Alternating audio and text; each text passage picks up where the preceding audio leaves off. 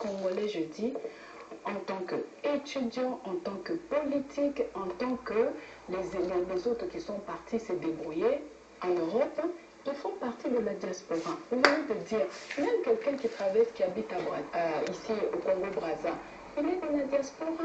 Diaspora, c'est quelqu'un qui s'exporte, qui quitte son pays pour un moment dans un autre pays.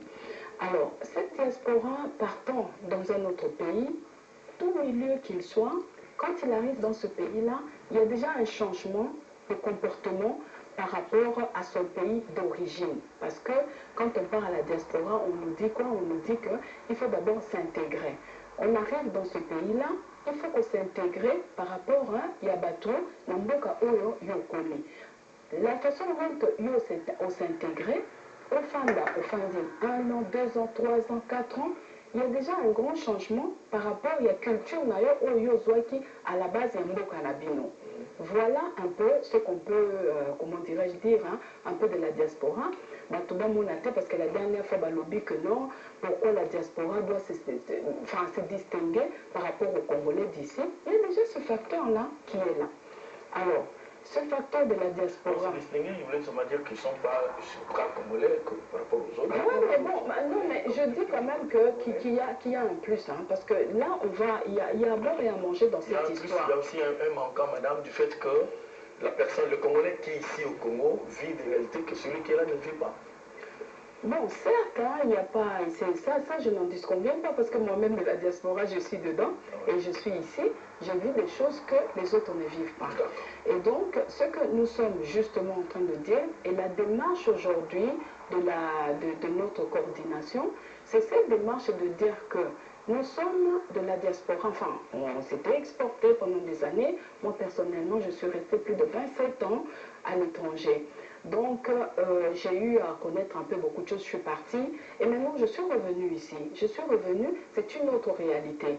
Connaissant la réalité d'ici, qui se passe maintenant, connaissant ce qui se passe là-bas, et là, on a réfléchi ensemble pour dire quoi? Pour dire que non, on va quand même apporter quelque chose à l'État congolais, hein, qui est notre État, et qu'aujourd'hui, qu'on arrête les divergences. On est là et je vous remercie encore une fois par rapport à cette émission qui est l'émission de la paix. Nous sommes là pour la paix. J'aimerais passer d'abord un message à la diaspora parce que les messages sont venus, il y a de nombreux messages qui disent que non, bon, vous venez, vous partez là-bas, mais non, vous allez être contre la diaspora ou vous êtes contre la diaspora ou vous êtes pour justement, c'est pour cela que j'aimerais apporter une lumière de dire qu'aujourd'hui, l'heure est à la paix. Hein? L'heure est à la paix. Il s'est passé plein de choses. Il y a aussi la désinformation. Nous allons parler tout à l'heure ici de la désinformation. Hein? Il y a la désinformation. Et donc, aujourd'hui, on va essayer d'expliquer pourquoi il y a tous ces mouvements. Nous parlons ici, vous avez parlé des artistes, parce que les artistes, il y a à boire et à manger dans les artistes. Hein. Si je dis bien aujourd'hui, nous sommes aujourd'hui, et si je dis bien encore que ce mouvement qui commence là, quelque part, il y a une part des responsabilités des artistes qui doivent comprendre aussi que ça vient de chez eux. Et donc, vous adressez aux autres. Oui, justement. À la diaspora.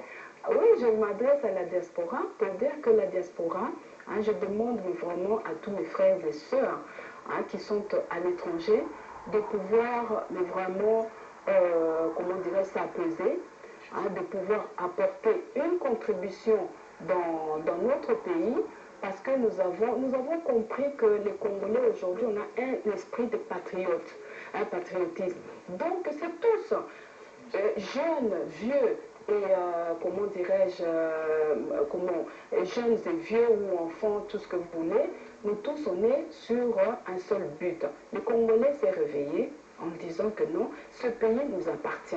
Nous avons l'amour pour notre pays et nous allons nous exprimer.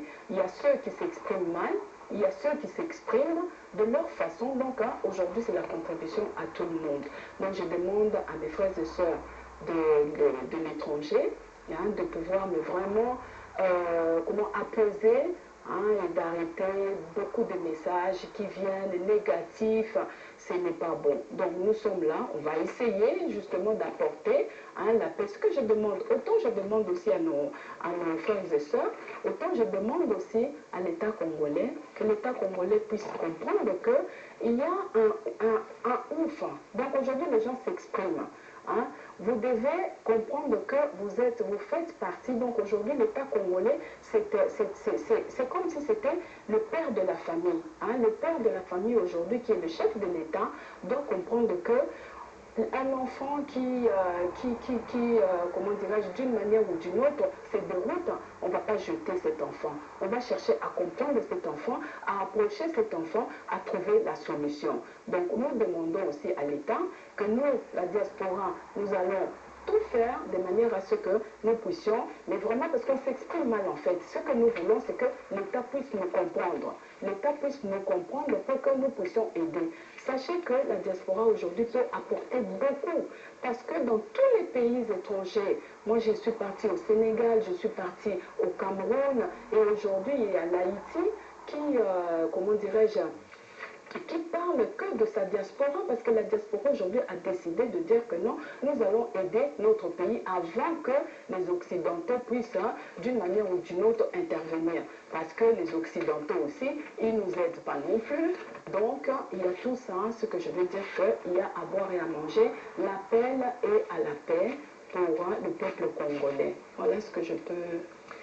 Merci, Madame Vicky Ngoy. Alors, Ndeko Joseph, l'Afrique du Sud, bino bandeko ya diaspora, bino combattant, bosi kotomboka, ti bokomi na niveau ya koboma. Oyo bobomaki wana aza congolais, lokola yo, lokola ngai. Tata ya bana, ndeko ya motu, yaya ya baleki, asungaka libota. Revendication réelle ya bino diaspora ya Afrique du Sud eza nini pour que bokoma ntina niveau ya kobanda kobomana. Merci monsieur le journaliste de m'avoir accordé la parole. Prenez votre micro s'il vous plaît. Je disais merci monsieur le journaliste pour m'avoir accordé la parole et m'avoir posé cette question. Nalimana Lobak, j'accepte cette allégation, je vais l'appeler comme ça. Je vais appeler allégation parce que d'abord je ne renie pas qu'il y a eu mort d'homme en Afrique du Sud. J'ai appris, on a suivi à la télévision, il y a eu un Congolais qui est mort, on a rapatrié le corps ici en Afrique du Sud. Qui a été tué ou qui est mort? Ça, c'est pourquoi j'ai commencé par dire que j'accepte cette allégation. Ce que je voulais dire, c'est ceci. Nous sommes au XXIe siècle. Et il y a beaucoup que nous devons...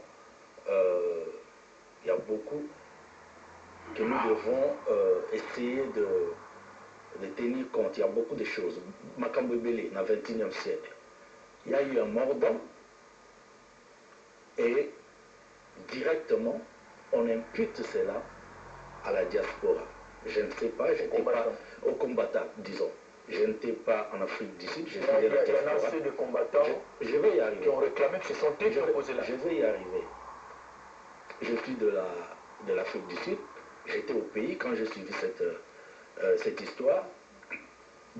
Alors, comme je disais, Tozali dans le XXIe siècle, nous suivons même dans les films, dans d'autres pays, quand il y a, par exemple, un crime causé quelque part, la police descend pour faire son travail, faire des investigations, des enquêtes, et les enquêtes ne pourront qu'aboutir à un certain point qui Bakende Kozwa, le coupable, le criminel. C'est à ce moment-là qu'on peut dire que voilà, telle personne a tué, a fait ceci, cela.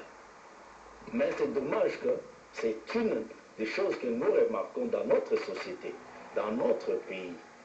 Dans notre pays, par exemple, Moutako Koufa, ou bien, on a déjà vu ça. Vous n'êtes pas étranger.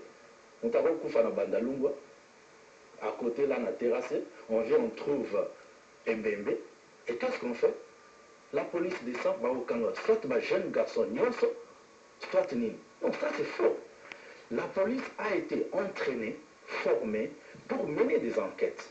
Avant Bakoma, Nakokanga, tout un quartier.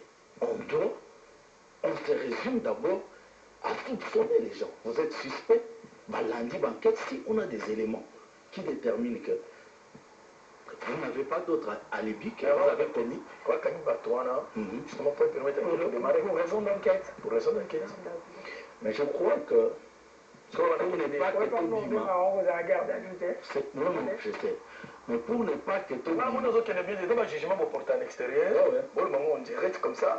J'ai toute une question. Exactement. Quand j'ai enquête à la police, exactement. Il y a mort dans un quartier donné. Quand la police arrive pour besoin d'enquête, pour des investigations, on peut arrêter. Et là, je vais y arriver. Parce que je ne voulais pas aussi m'étendre un peu longtemps les bandes parce que nous avons un thème. Et je crois que quelque chose aussi pourra contribuer à un thème parce que le thème peut se passer la paix. Alors je disais que la police est formée. Il y a des spécialistes.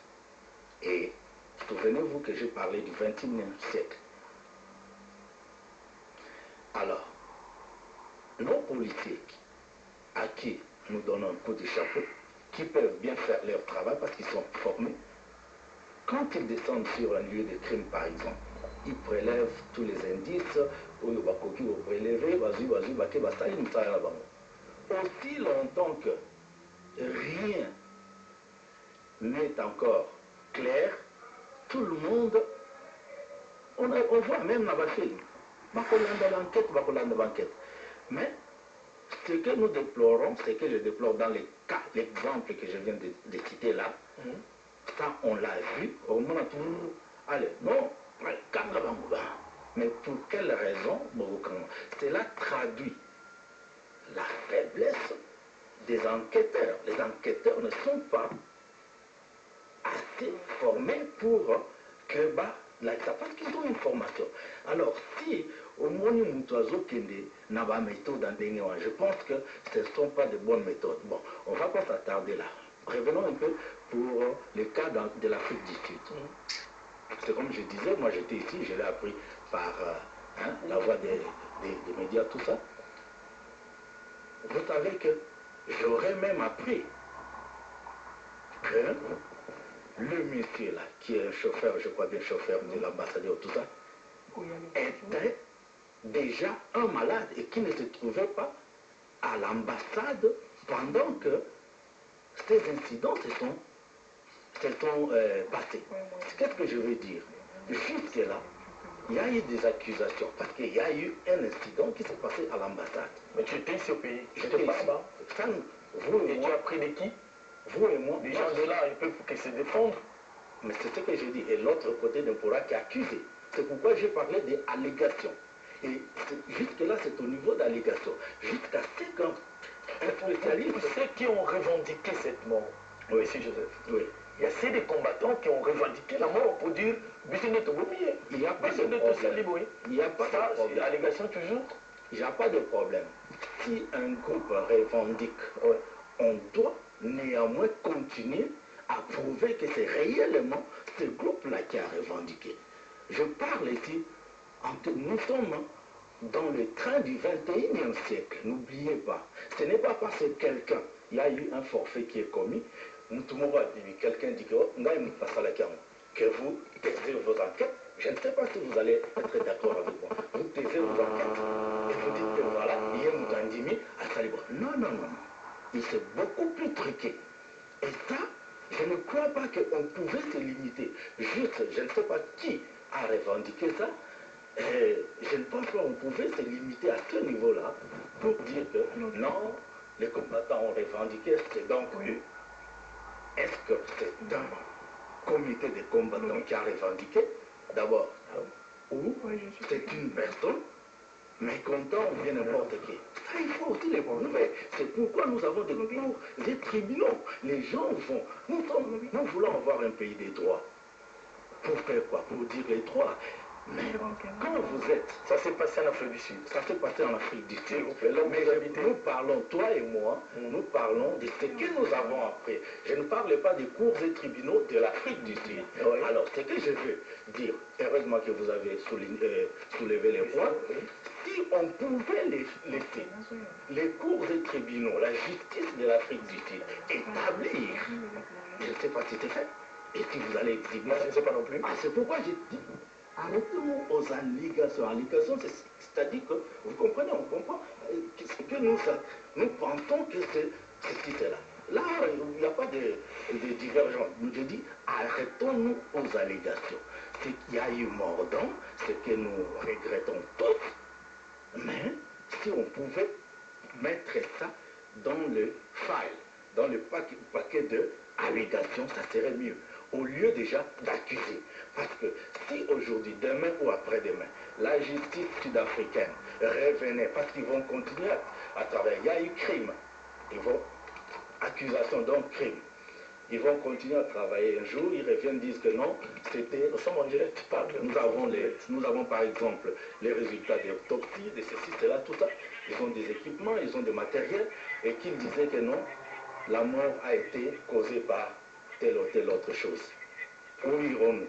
C'était que nous regrettons notre pays. Il y a beaucoup d'accusations ici, dans notre pays, mais qui sont acceptées même à la population, comme ça d'emblée. Quelqu'un qui vient par exemple et dit que, bon, je parle de quelqu'un, dit que non, mon site web a été piraté. Et nous acceptons, nous faisons des pas. Non, non. Il faut qu'il y ait quand même que le pays marche, qu'il y ait des investigations avant d'arriver. Un instant. Oui. Nous ne voulons pas embrasser ici tous les problèmes. Non. Parce que vous partez à une analyse que vous promettez de faire demain. Vous analysez le premier fait en rapport avec la question de Serge, et vous êtes arrivé au point de tuer même quelqu'un. C'est un crime. C'est ça la question de Serge. Par vos revendications. D'abord, il a demandé qu'est-ce que vous revendiquez, et sous question, la méthode que vous utilisez pour faire cette revendication, jusqu'à tuer un compatriote. Donc, mon frère... Deuxièmement, vous entamez déjà le problème des sites, sûrement le site CENI. C'est un exemple. De la CENI. Non, on est dans... Je ne vais pas parler de site CENI. Hein. Monsieur Joseph, Monsieur Joseph, nous sommes suivis, il y a beaucoup de réactions. Voilà les appels qui arrivent de partout, du Brazzaville, de l'Europe, de la France. Les gens réagissent. Les gens vont nous excuser quand vous entendez Serge parler un peu, parce que nous avons nos appareils sur le plateau. Vous parlez dans un site truqué. Oui. Pas, on ne doit pas voiler le face ici, non? C'est la CENI qui a avancé cela. On doit faire attention. Moi, je suis content parce que nous disons chaque fois sur ce plateau de télévision que, excusez-nous, je le dis, vous, nos frères de la diaspora, vous êtes vraiment sous-informés. Et vous avez de très mauvaises informations. Il y a une source qui fait ça, qui alimente tout ça pour créer l'intox, pour créer des problèmes, pour pousser aux gens d'essaillir. Ce sont des gens qui ne sont pas des gens qui cherchent la paix. Ils ont des raisons pour ça. Je ne veux pas laisser parler de la dimension militaire. La CENI, dans son site, les preuves sont là. Je dois vous le dire. Et la CENI est composée des opposants et les gens de pouvoir et la société civile. La CENI que vous voyez là. Je prends un monsieur comme le professeur Njoli, Jacques Njoli. S'il vous plaît, nous Congolais, acceptons-nous. Aujourd'hui, Madame Ngoyi est ici avec nous, elle est de la diaspora, elle a fait 27 ans. Rassurez-vous, retenez ce que je veux dire aujourd'hui. Je ne veux pas le dire en tant qu'homme de Dieu, mais je vais dire un mot. Demain, elle sera vomi. Cette dame sera qualifiée de corrompue. Pourquoi? Parce qu'elle cherche la paix. Monsieur Bossingé, à ma gauche, sera un jour mal compris. On va lui dire corrompu. Monsieur Jaco ici, après l'émission, il y aura des appels pour dire que il faut vous rendre compte que moi je suis locataire à Matete, les gens me suivent, ça. Je suis un natif de Matete, je suis locataire. Il y a les gens qui disent qu'on nous a acheté de villas à ma campagne. Et qui peut oser acheter comme ça une villa à quelqu'un parce qu'il parle à la télé? Monsieur, on nous a donné, non, je vous donne des exemples, 20 000 $ chacun pour animer. Vous allez là où je loge des dettes. Mon bailleur me suit. Lui, il a des dettes. Le Congo a un problème. Nous ne voulons pas que vous nous ameniez dans tout ce problème-là. Seulement, on ne trouvera pas de solution ici sur le plateau. Je sais que la désinformation a pris place à la vraie information. Exactement. Il est difficile de dire à un compatriote, si on vous lisait des messages ici, vous aurez honte. Moi, je réponds aux gens, dis-moi que Dieu vous bénisse. On est juré même aux mamans. Et peut-être à des messieurs comme vous. Pas vous, mais comme vous. Votre âge. Moi, je suis 40. Quand quelqu'un parle, je peux situer son âge. Vous voyez? Il y a une psychologie quand même dans le journalisme. Nous ne voulons pas que vous nous ameniez dans ces jeux de mots, ces styles, allégations. Les parents de ce monsieur, sa famille, ça je vous l'ai dit, même la nation, disent que ce sont les combattants qui l'ont tué. Il y a un groupe de combattants en Afrique du Sud, qui était l'Afrique du Sud, que vous étiez au pays, vous ne savez ce qui est passé là-bas. Il y a un autre monsieur de l'Afrique du Sud qui a appelé, qui a dit, dites à M. Joseph de répondre à votre question sur les revendications, sur les revendications qui ne puissent pas nous distraire, nous cherchons maintenant la paix. Il y a un docteur, je tais son nom, oui, qui vient de m'appeler, lui aussi a dit la même chose. Il demande à M. Joseph de répondre à la question, de nous dire quelles sont les revendications de combattants de l'Afrique du Sud au lieu de nous amener dans... Quand vous dites par exemple que ce sont des allégations, M. Joseph, votre frère, notre compatriote d'Afrique du Sud dit que M. Joseph n'était pas au pays, il était en RDC. Il n'est pas combattant, celui qui dit ça. Il va dire, mais ça Il n'est pas combattant. Il n'est pas combattant. Ok, d'accord. Alors, mais il vit avec des combattants. Ok. Il dit, il vit avec des combattants. Il me félicite d'avoir te posé la question de dire que direz-vous de ce groupe de combattants qui revendiquent ces forfaits? Vous n'avez pas répondu à cette question. Vous avez dit allégation. Moi, je pense qu'il y a qu'on avance sur les revendications. Non, c'est bon. Allez, je vous remercie d'avoir fait ce point-là. Merci. Alors, je vais un peu reformuler mon intervention. Mais vous êtes libre sur le plateau. Oui, je suis libre. Parce que ces gens je me sens libre. Je me sens libre. Quelqu'un qui nous appelle, quelqu'un de l'espoir, ils appellent nous, journalistes professionnels, journalistes d'État, d'injurer le président de la République. Non. D'injurer le premier ministre. On n'est pas là. Quelqu'un qui nous appelle pour nous injurer. Non. C'est la diaspora. On n'est pas là, M. Apo. Je vous remercie. C'était juste une mise au point. Bon, je voudrais profiter de ça pour revenir et essayer de reformuler. Imbécile, Nayo. Oyo qui non, faut lire. Non. Voilà, non. Laissez-moi parler. Hein, ça. Monsieur Apo, je vous remercie parce que ici vous avez fait mention d'une chose. Quand vous avez parlé de ce monsieur qui vous a envoyé un texto, hein, non, il les appelle. Je vous les appelle et le monsieur dira, toi tu as bien précisé, c'est là où j'ai te posé la question, qu'il n'est pas combattant. Merci. N'est-ce pas? Et j'ai posé la question. Il n'est pas combattant, vous avez dit, il n'est pas combattant. Pourquoi j'ai voulu souligner ça? Parce que quand M. Serge m'a donné la parole, il m'a directement présenté comme étant combattant. Alors que dans... Non, écoutez. Non, c'est où vous êtes. Non. S'il vous plaît, M. Joseph. Oui. Je crois qu'on peut vous ramener votre vidéo de tout à l'heure. Non. J'ai parlé de M. Joseph, qui est diaspora de l'Afrique du Sud. D'accord. En vous posant la question, j'ai dit, pourquoi le combattant de l'Afrique du Sud?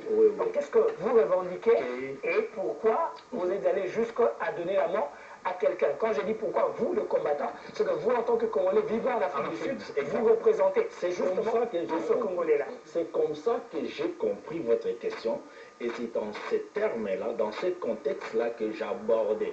Pas pour me dire que moi-même je suis combattant, hein, mais parce que je vis en Afrique du Sud et je connais les certaines revendications de ce groupe. C'est ce qu'on attend de vous. Exactement. Maintenant, quand monsieur qui vit en Afrique du Sud, comme moi, envoie un texto pour demander à monsieur Joseph qu'il réponde. C'est comme s'il me mettait à la barre pour répondre, parce que lui, il vit avec moi en Afrique du Sud. C'est comme s'il me mettait à la barre pour répondre des revendications de combattants. Car cela n'empêche, j'ai dit ceci. J'ai dit que j'ai commencé à prendre cet incident de mort d'homme comme allégation. Parce que pour un homme, juste, pas pour un combattant, pas pour quelqu'un, un membre de famille. Nous consommons du temps. Oui, je vais dire ceci, je vais terminer, passer mon micro. Quand je parlais d'allégation, ça ne veut pas dire qu'il n'y a pas eu mort d'homme. Je ne veux pas dire que ce ne sont pas les combattants qui ont tué. Vous comprenez?